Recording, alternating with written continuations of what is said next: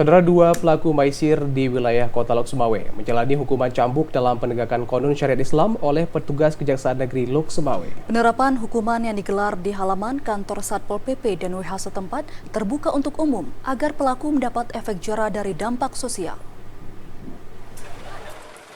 Dua terpidana kasus maisir dieksekusi cambuk oleh Kejaksaan Negeri Lok Sumawe di halaman kantor Satpol PP dan WH Kota Lok Sumawe. Kedua terpidana merupakan warga Lok Sumawe, masing-masing mendapat jumlah hukuman ukubat takzir cambuk yang berbeda. Dua terpidana masing-masing yakni Maulana Ihsan dengan hukuman cambuk sebanyak 7 kali setelah dikurangi masa tahanan 3 kali dan Azhari Abbas sebanyak 16 kali dengan pengurangan masa tahanan 4 kali.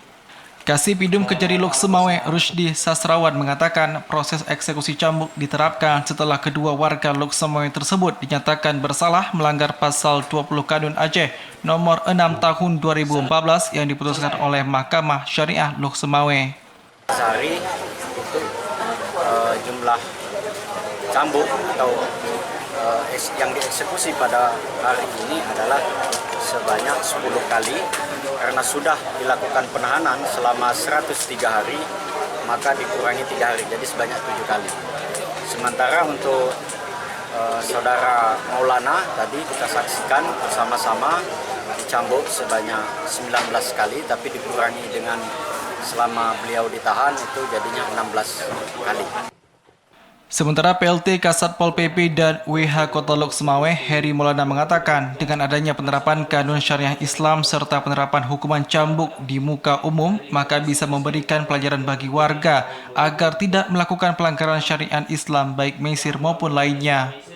Di Satpol PP WH sekarang lebih mengutamakan pembinaan, yang mana seluruh pelanggar syariat Islam itu yang pertama kita berikan 2 pilihan sama mereka. Kita berikan pilihan di eksekusi seperti hari ini atau taubat nasuha yang mungkin menjadi pelajaran bagi mereka. Mungkin di samping saya nanti bisa lihat langsung ada beberapa orang memang sudah kita bina dan di tahapan kedua apabila kedua kalinya mereka kita temukan melanggar syariat Islam itu akan kita laksanakan memang hukuman cambuk.